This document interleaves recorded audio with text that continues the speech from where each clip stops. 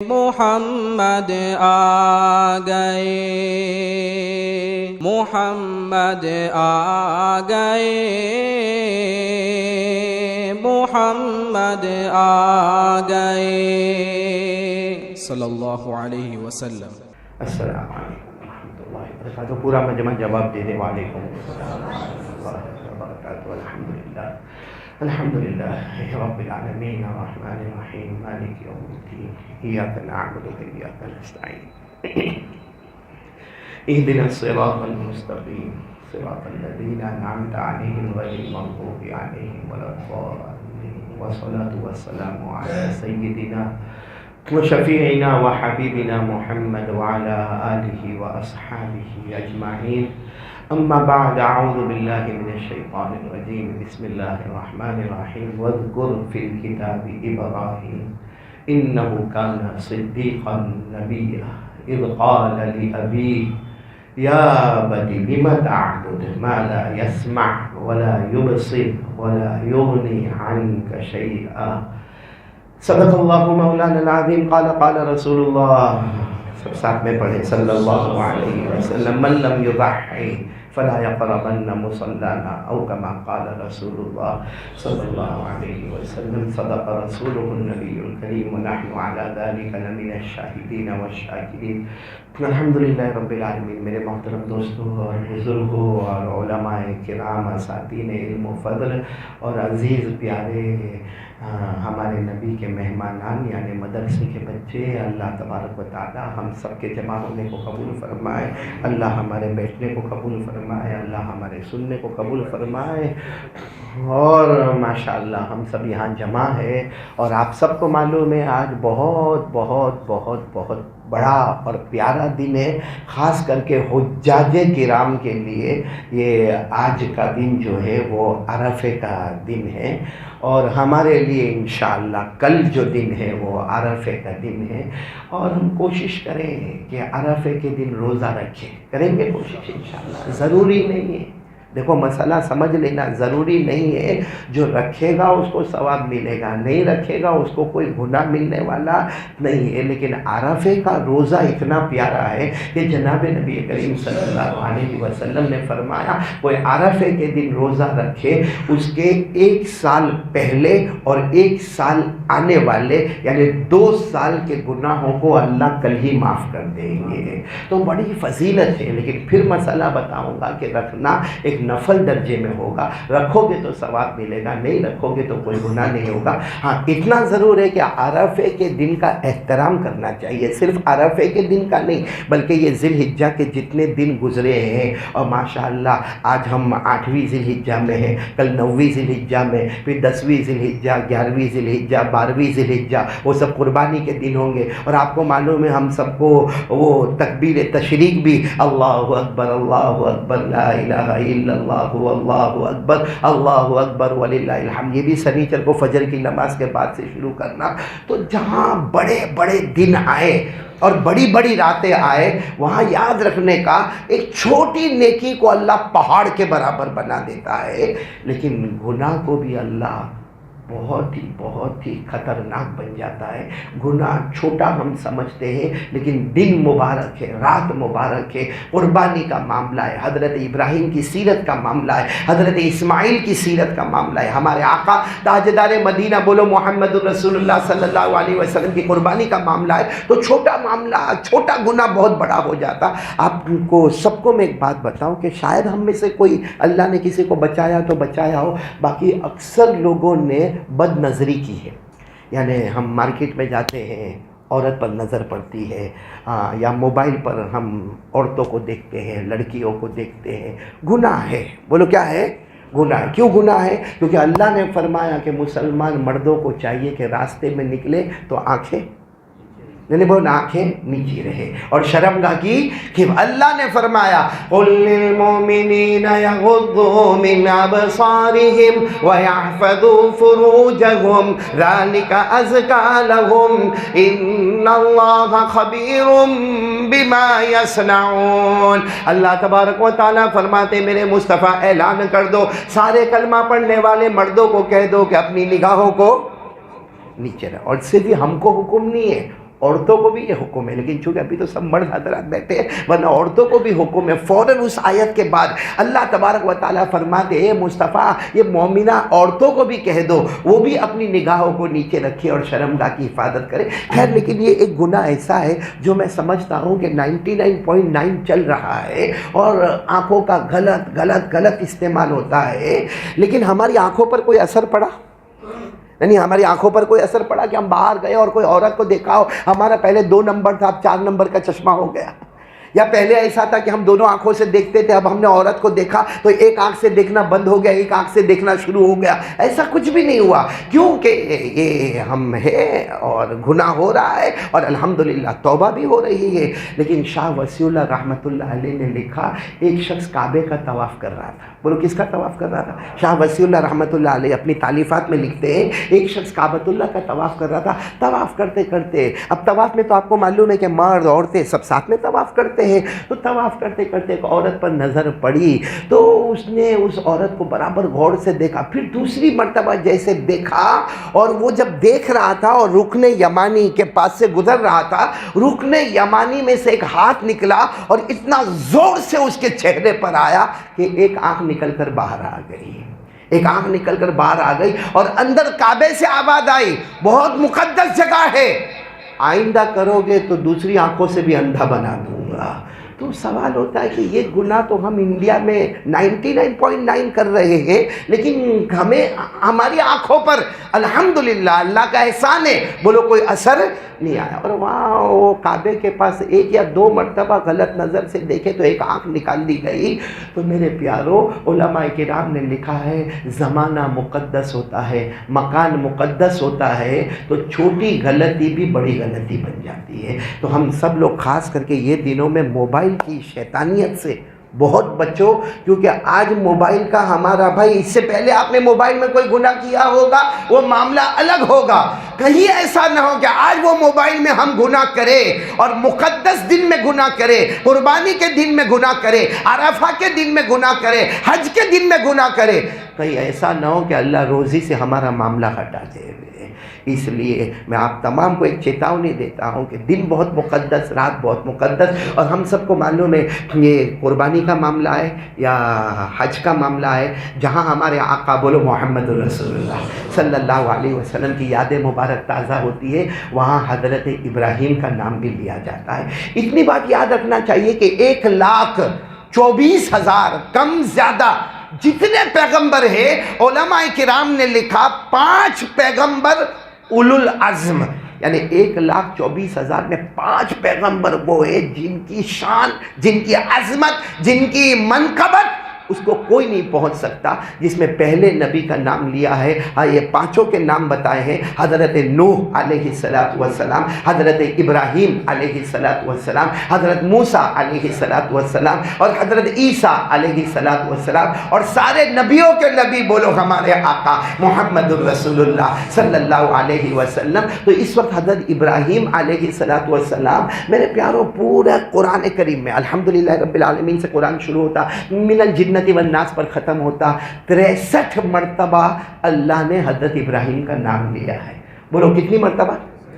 63، یعنی 63۔ ارے وہ اللہ ہے، وہ ایک بار بھی کہہ دیتے میرا ابراہیم، معاملہ مکمل تھا، لیکن اللہ نے کتنی مرتبہ نام لیا؟ 63۔ اور 63 مرتبہ میں نے اس کو دیکھا اور اس کو باقاعدہ جمع کیا اور اس کو یاد کیا، اور حافظ کے لیے یہ کرنا بہت آسان ہے، لیکن اب وہ وقت نہیں کہ وہ 63 آیتیں آپ کو سنائی جائے، لیکن ایک آیت جس میں اللہ نے فرما دیا کہ میرا ابراہیم نے سب سے بڑی جو محنت کی ہے یا اپنی زندگی کو بنایا ہے تو وہ ہے لا الہ، اور اسی پر ہم کو بھی محنت کرنا ہے، بولو کریں گے انشاءاللہ۔ تو حضرت ابراہیم علیہ السلام کے بارے میں اللہ نے فرمایا ما کان ابراہیم یہودیا ولا نصرانیا ولکن کان حنیفا مسلما وما کان من المشرکین۔ اللہ تبارک و تعالیٰ فرماتے کوئی میرے پیغمبر ابراہیم کو تو دیکھے، نہ وہ یہودی تھے، بولو نہ وہ نصرانی یعنی عیسائی تھے تو کیا تھے؟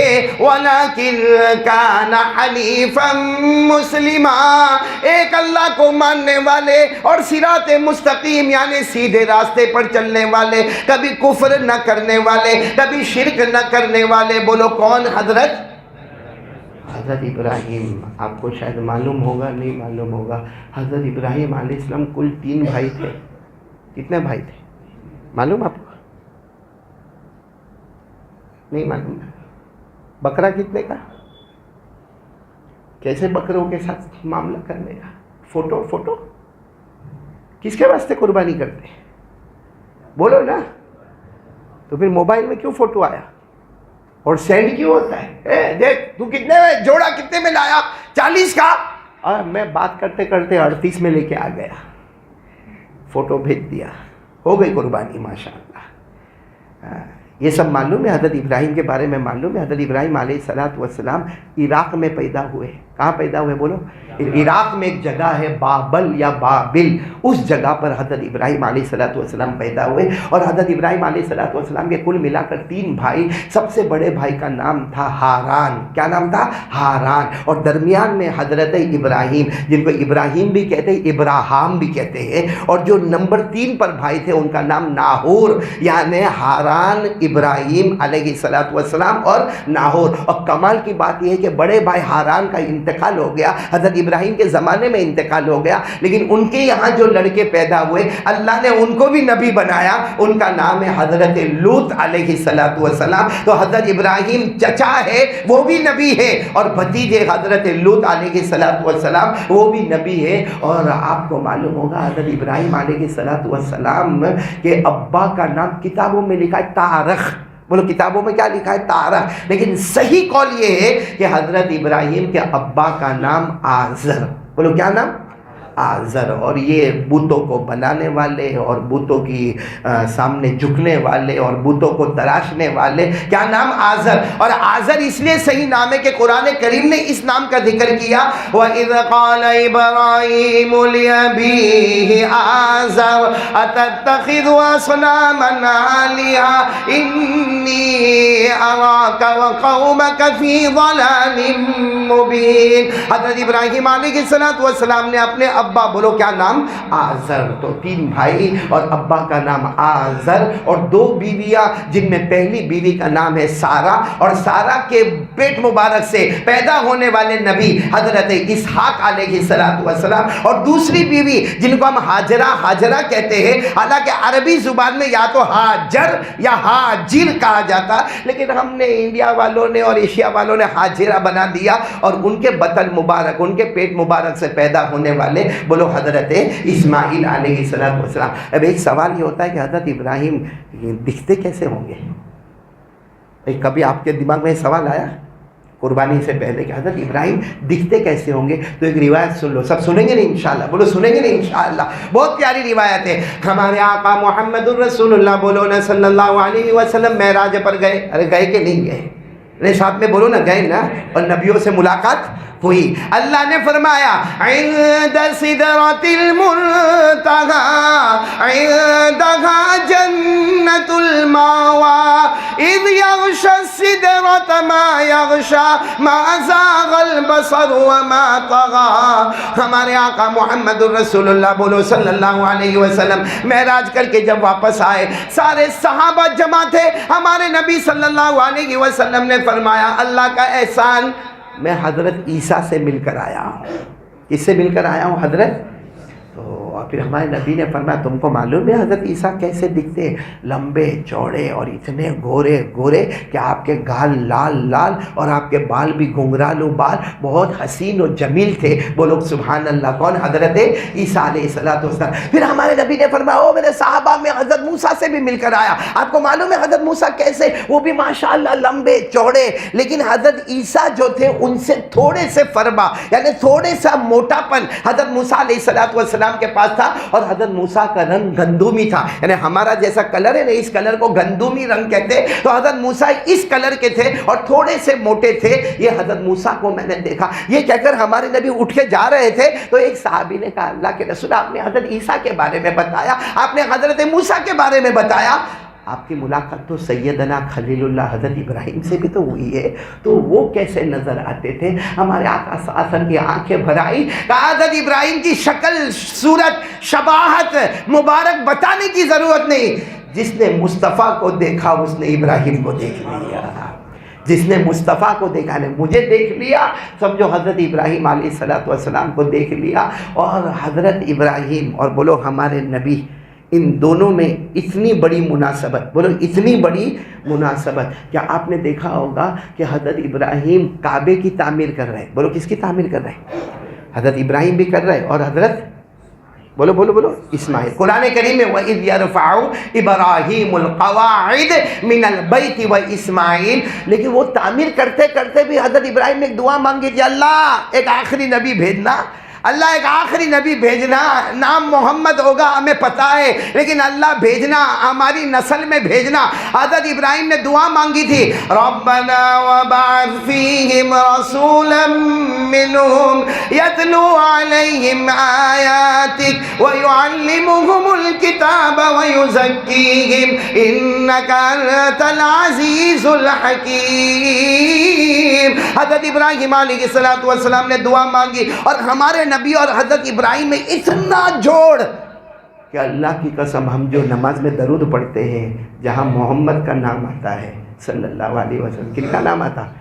کیا پڑھتے ہیں ہم لوگ؟ پڑھو نا، اللہم صلی علی محمد وعلی آل محمد کما صلیت علی ابراہیم وعلی آل ابراہیم انک حمید مجید۔ تو حضرت ابراہیم کے حالات بہت لمبے چوڑے ہیں، یہ تو جمعہ کا وقت ہے، اور چونکہ ہر نماز میں ہم حضرت ابراہیم کا نام لیتے ہیں، اس لیے میں نے مختصر آپ کو بتا دیا۔ اب اتنا بھی بتا دوں میرے پیاروں، حضرت ابراہیم نے سب سے بڑا کام جو پوری زندگی میں کیا وہ تھا لا الہ، ساتھ میں بولو نا، لا الہ۔ بس جو ہوگا کس کی محبت میں ہوگا؟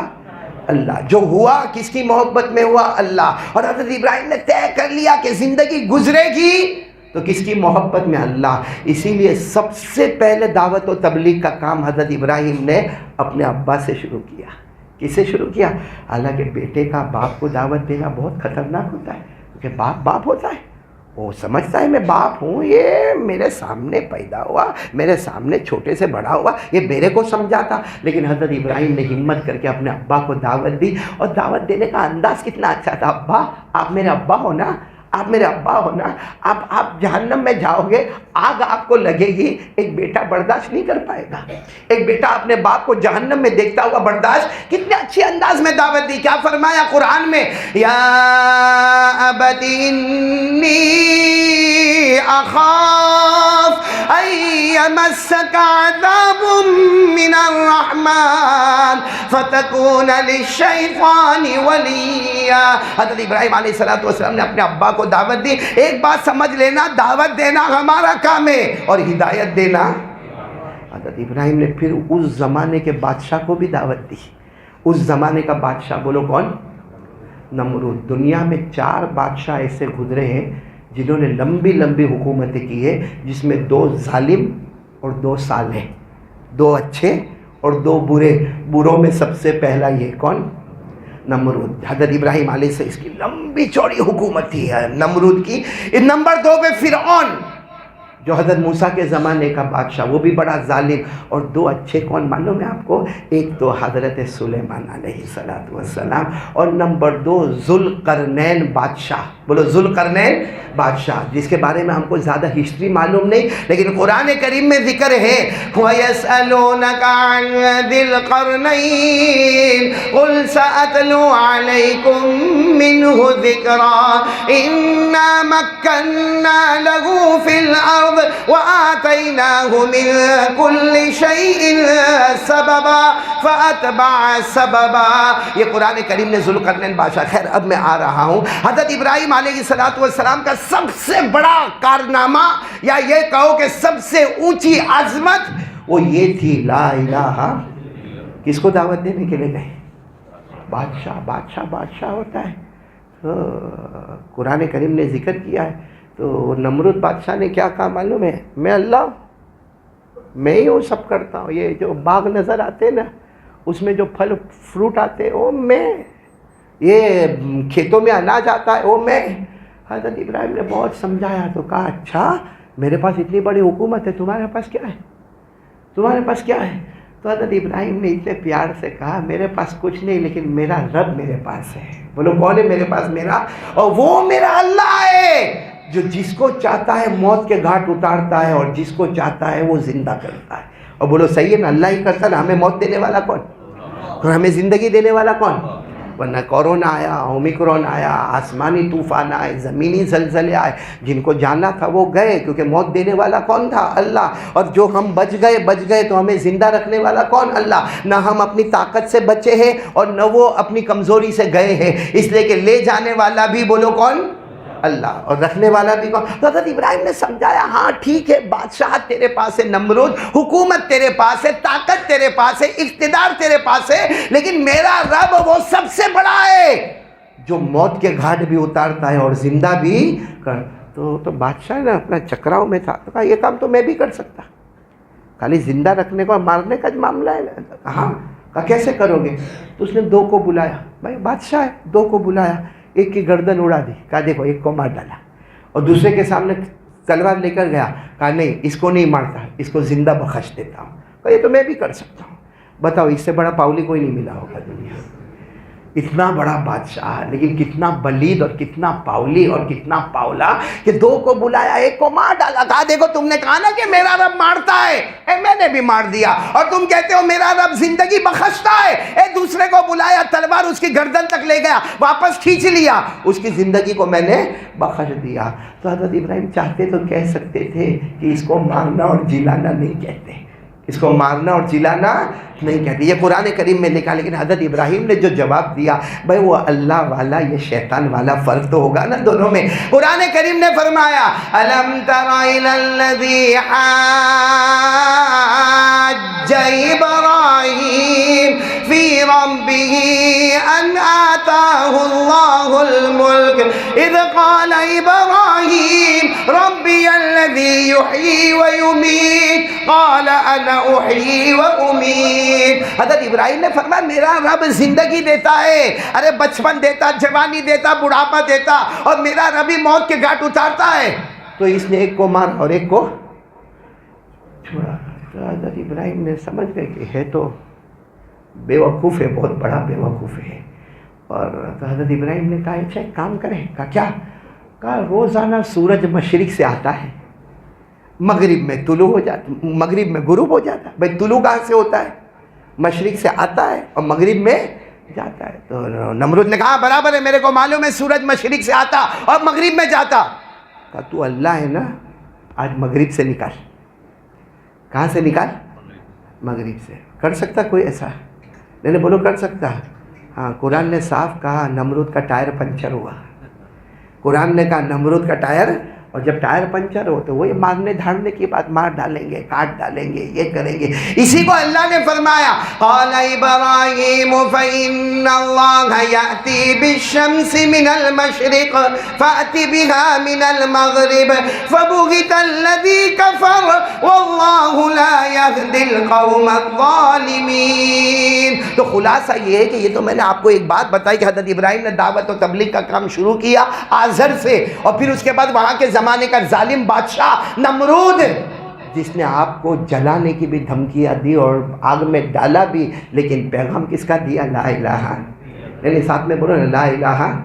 صرف مجھے بتانا ہے یہ، اس لیے میں بار بار بتا رہا ہوں آپ کو. یہ بات بھی بتاتا ہوا چلو وقت ہے تو کہ حضرت ابراہیم علیہ السلام کو آگ میں ڈالنے کا حکم ملا. بولو ہاں بولو. میں نے بولو نہ ملا. اچھا، اور یہ پتہ بھی چل گیا کہ کل آگ میں ڈالا جائے گا. ہم یہاں جمعہ میں بیٹھے ہیں، ہم میں سے کسی کو یہ پتہ چلے کل کیا تو مرنے والا ہے، جمعہ میں کیا کرے گا؟ جمعہ پڑھے گا، روئے گا، سب بولیں گے ایسا روتا تو کبھی اس کو دیکھا بھی نہیں میں نے، اور پھر جلدی جلدی گھر جائے گا اور پھر وہاں جا کے بھی روئے گا. کیوں؟ کیونکہ کل میں کیا ہے؟ مرنے والا ہوں. تو حضرت ابراہیم کو بھی پتہ چلا کہ کل، بولو نا کل کیونکہ اتنی لمبی آگ، 6 مہینے تک آگ جلائی گئی تھی، تو وہ آگ کہاں سے کہاں پہنچی ہوگی، اور حضرت ابراہیم کو پہاڑ پہ لے جانے والے اور پہاڑ سے اس آگ میں ڈالنے والے. تو حضرت ابراہیم کو معلوم ہے کہ کل مجھے آگ میں ڈالا جائے گا، لیکن حضرت ابراہیم علیہ السلام کو یقین تھا کہ میں اللہ کا نبی ہوں. یہ زمین پر پلاننگ کر رہا، میرا اللہ آسمان پر پلاننگ کر رہا. لیکن معاملہ پورا الٹا ہوا. کیسے الٹا ہوا معاملہ؟ کہ رات ہوئی، حضرت ابراہیم بھائی، کوئی بھی ہوئے نیند آوے رات کو، کل جس کو مرنا ہے تو رات کو نیند. تو حضرت ابراہیم اپنے بستر پہ کروٹیں لے رہے اور زبان پر اللہ، بولو زبان پر اللہ. اتنے میں آپ کو معلوم ہے نا دروازہ بند تھا، لیکن اچانک دروازہ کھلا تو حضرت ابراہیم علیہ السلام چوکے کہ میں نے تو اندر سے کنڈی ونڈی لگائی تھی، پھر دروازہ کھلا کیسے؟ تو دیکھا کہ ایک فرشتوں کی لمبی جماعت ہے، اور سارے فرشتے کیا کہتے ہیں؟ اللہ نے ہم کو پانی پر مامور کیا ہے، یعنی پانی آنا، بارش آنا نہ آنا، یہ اللہ نے ہم کو یہ نظام دیا ہے. آپ ایک بار کہہ دیں ہم سے مدد مانگے، اور ایک بار کہہ دے کہ آسمان سے پانی آ جائے، وہ سارے فرشتوں نے کہا ایسا پانی برسائیں گے، ایسا پانی برسائیں گے کہ آگ بجھ جائے گی اور آپ کا کل کا معاملہ ختم. تو حضرت ابراہیم نے ان کو دیکھا اور کیا فرمایا؟ لا حاجت لی معکم، مجھ کو تمہاری کوئی ضرورت نہیں ہے، میں میرا اللہ اللہ کر رہا ہوں، کیوں ڈسٹرب کرنا ہے، جاؤ. تو فرشتوں نے کہا کل کہا جاؤ تم چلے جاؤ، میری فکر مت کرو. وہ فرشتے چلے گئے، بولو فرشتے چلے گئے. ابھی تو حضرت ابراہیم پھر اللہ اللہ کرے، پھر دروازہ کی کنڈی اچانک کھلی اور سارے اس سے زیادہ فرشتے آئے. حضرت ابراہیم علیہ السلام نے پوچھا کیا معاملہ؟ کہا یہ جو ہوا چلتی نا، پورے عالم میں ہوا چلتی ہے، اللہ نے ہم کو اس پر حکومت دی ہے، آپ ایک مرتبہ کہو ایسی ہوا چلائیں گے، اب دیکھنا انتقام، ریونج، ایسی ہوا چلائیں گے کہ جو آگ وہاں جل رہی ہے ہم ہوا سے اس کو اٹھائیں گے اور فرعون کے محل پہ لے جائیں گے، جو تم کو جلانے والا ہم اسی کو جلا کر برباد کر دیں گے، لیکن مدد تو مانگو. حضرت ابراہیم نے ان کو دیکھا، آنکھوں میں آنسو تھے، کہا لا حاجت لی معکم، کس نے بھیجا تم کو؟ مجھ کو تمہاری کوئی ضرورت نہیں، مجھے تمہاری مدد لینے کی کیا ضرورت ہے، جاؤ. تو کہا کل معاملہ بہت گمبھیر ہے، کہا جو ہوگا اللہ دیکھتا ہے، جاؤ تم چلے جاؤ. چلے گئے. میرے دوستو جیسے جیسے رات ختم ہونے لگی نا، تو حضرت ابراہیم کو ایسا ہوا اب اللہ کا حکم آئے گا، اب اللہ کا کوئی حکم آئے گا، کیونکہ آگ میں جانا کوئی آسان تو نہیں ہے. پھر کنڈی کھلی اچانک، اور کون؟ حضرت جبرائیل علیہ السلام. بولو سبحان اللہ. سارے فرشتوں کو، اور حضرت جبرائیل علیہ السلام کو جو انداز تھا نا، جو حدیث پاک میں کہا ماں بالو کا یا ابراہیم، ابراہیم کیا ہو گیا؟ کل جلنے کے واسطے تیار ہو گئے. ارے ہم نے آگ کے، ہم نے ہوا کے فرشتوں کو بھیجا، ہم نے پانی کے فرشتوں کو بھیجا، سب کو منع کرتے جا رہے ہو، سب کو منع کرتے جا رہے ہو، ارے کل آگ میں ڈال دیے جاؤ گے. تو حضرت جبرائیل نے کہا میں آیا ہوں فرشتوں کا سردار، مجھ سے بات کر لو، کیا کرنا ہے کر لیں گے، جو بھی مدد کہو میں پہنچا دوں گا. حضرت ابراہیم علیہ السلام روئے اور کہا لا حاجت لی ماں، جبرائیل جاؤ، آج مجھ کو تمہاری بھی ضرورت نہیں ہے، جاؤ آج مجھ کو تمہاری بھی ضرورت نہیں ہے. تو حضرت جبرائیل نے کہا دیکھو میں چلا جاؤں گا، پھر مدد. کہا نہیں مجھے نہیں مدد نہیں چاہیے، تم بھی چلے جاؤ. حضرت جبرائیل جب جانے لگے، ابھی تو کنڈی اور دروازے کے پاس پہنچے ہوں گے، حضرت ابراہیم نے پھر بلایا جبرائیل آؤ نا، کیونکہ حضرت ابراہیم رو رہے تھے. کہا جبرائیل آؤ نا. جبرائیل آئے، بولے ہاں بولو کیا مدد؟ کہا مدد نہیں، صرف ایک سوال پوچھنا ہے.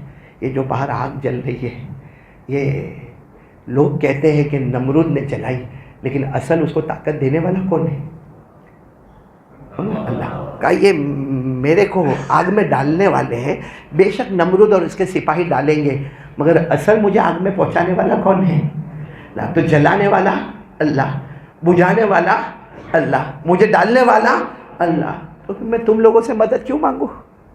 میں تم لوگوں سے مدد کیوں مانگوں؟ کبھی تم آ جاتے ہو کہ ہم پانی پر ہماری حکومت ہے، کوئی کہتا ہے ہوا پر حکومت ہے. جبرائیل تم کہتے ہو کہ میں فرشتوں کا سردار ہوں، لیکن تمہیں بھی معلوم ہے کہ آگ اللہ نے جلائی ہے، بجھائے گا بھی وہ، مجھے ڈالا بھی جائے گا اللہ کی طرف سے.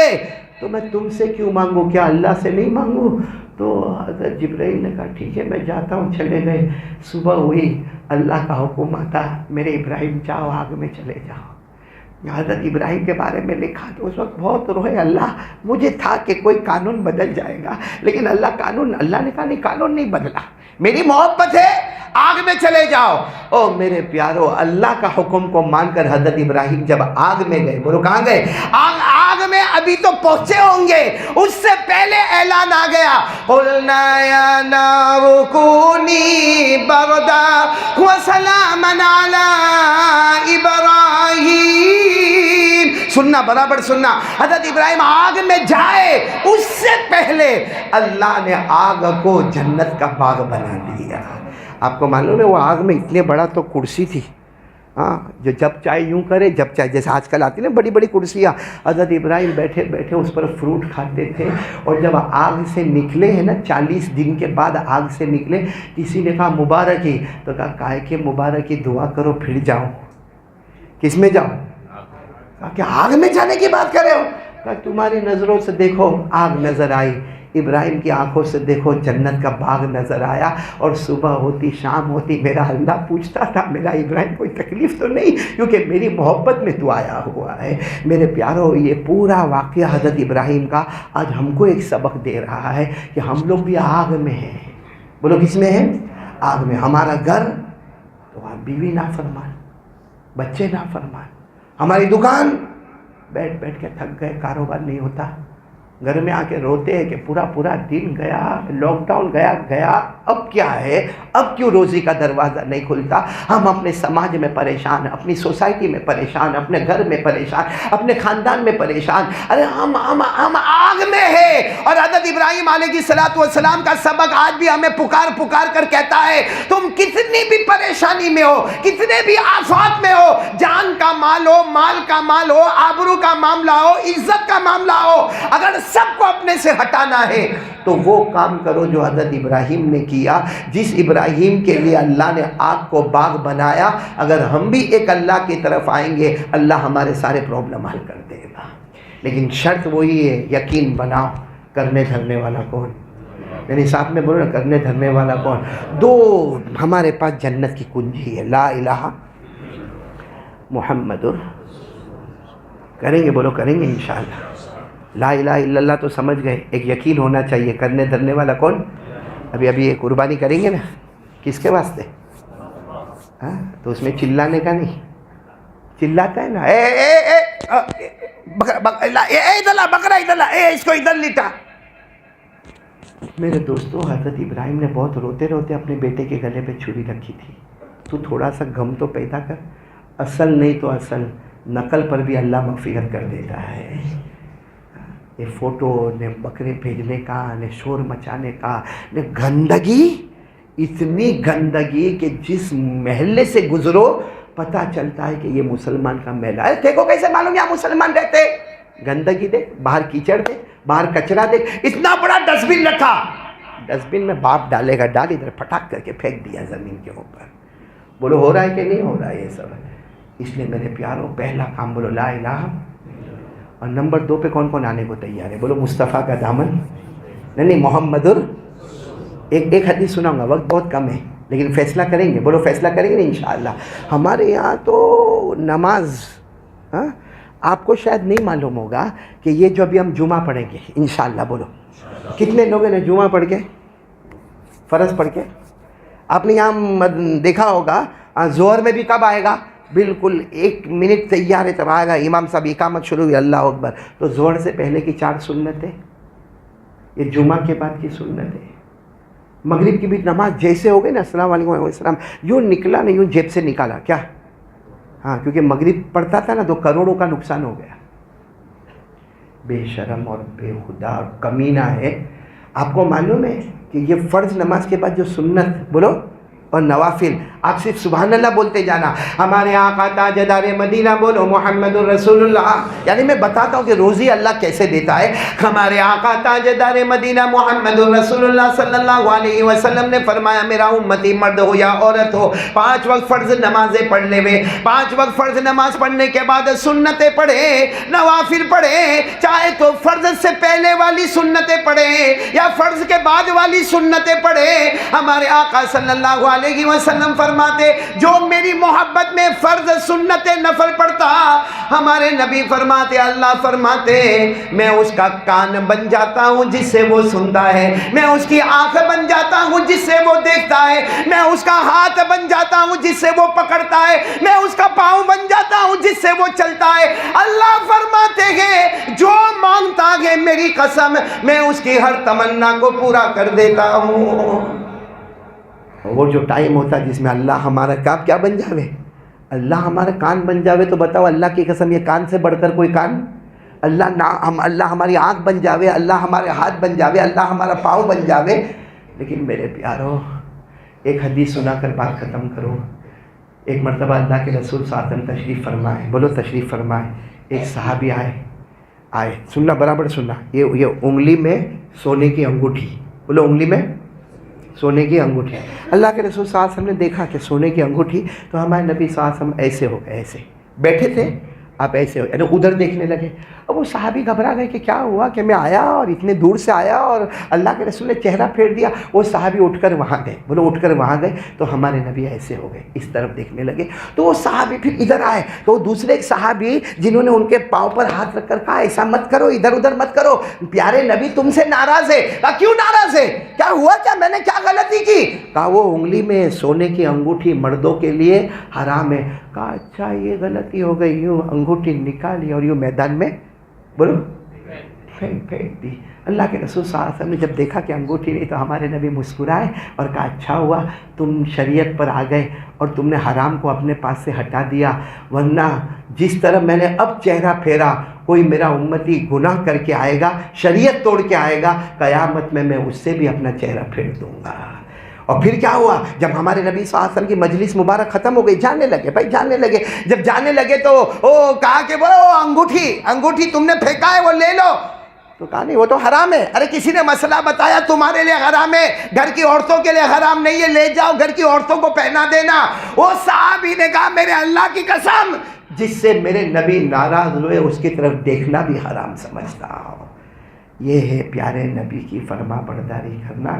اب آپ یہ انگوٹھی والا واقعہ اور موبائل کو دونوں کو سامنے رکھو اور سوچو کہ اگر انگوٹھی میں اگر حرام ہے تو میرے موبائل میں بھی اگر زنا ہے، چوری ہے، ایپیسوڈ ہے، میرے موبائل میں اگر گناہ ہی گناہ ہے، ننگی عورتیں ناچتی ہے، گانا گاتی ہے، تو سمجھ لو کہ اگر ہمارے نبی ان سے چہرہ پھیرتے ہیں کہیں قیامت کے دن ہم سے چہرہ نہ پھیر لے۔ اللہ ہم سب کو عمل کی توفیق عطا فرماوے۔ اور آج جمعہ کا دن ہے، عصر کے بعد درود پڑھیں گے نا انشاءاللہ، اللہم صلی علی محمد النبی الامی وعلی آلہ وسلم تسلیما۔ 80 مرتبہ پڑھنا ہے، 80 سال کے گناہ معاف ہوں گے، 80 سال کی عبادت نامہ اعمال میں لکھی جائے گی۔ اور ایک پرچی میرے پاس آئی ہے، یہ تو میرے بارے میں یہ ہے کہ آئندہ کل چونکہ عرفے کا دن ہے، ہم نے بہت بڑا لیڈیز پروگرام رکھا ہے، عورتوں کا پروگرام، کیونکہ مرد حضرات تو ماشاءاللہ جمعہ میں آتے سنتے ہیں۔ اب کل عرفے کا دن ہے، پھر قربانی کے بارے میں کچھ مسائل بھی ضروری ہے اور عورتوں کے ساتھ بھی کچھ مسائل لگے ہوئے، تو کل خود مجھے پہنچنا ہے مدرسہ دعوت الاسلام جاپا بازار سورت طیبی محلہ، مدرسہ دعوت الاسلام طیبی محلہ جاپا بازار سورت۔ کل بالکل شام کو 4 بجے بیان شروع ہوگا اور انشاءاللہ 5 بجے بیان مکمل ہوگا۔ اور میرے کو تو پتہ چلا کہ بمبئی سے ایک دعوت تبلیغ کے ذمہ دار ڈاکٹر حاجی رضوان صاحب بھی پہنچ رہے، تو 4 بجے پروگرام شروع ہوگا، اگر وہ پہنچ جاتے تو 15 منٹ وہ مستورات میں بیان کریں گے، باقی پونا گھنٹہ انشاءاللہ میں سنبھال لوں گا۔ تو آپ اپنی ماؤں کو، بہنوں کو، بیٹیوں کو مدرسہ دعوت الاسلام جاپا بازار طیبی محلہ کل شام کو 4 بجے سے پہلے بھیج دیں، تاکہ 4 بجے سے پہلے وہ سیڑھی ویڑھی پر بھیڑ ختم ہو جاوے اور بالکل وقت کے اوپر بات شروع ہو جاوے۔ ورنہ اکثر ایسا ہوتا ہے جاتے بھائی کچھ عورتیں آ رہی، بڑی ہمہ ہمی ہوتی ہے۔ دین کے کام میں فاستبقوا الخیرات، نیک کاموں میں جلدی کرنا چاہیے۔ اللہ ہم سب کو عمل کی توفیق عطا فرمائے۔ بھائی سب کی سنت باقی ادا کر لے۔ وآخر دعوانا الحمدللہ رب العالمین۔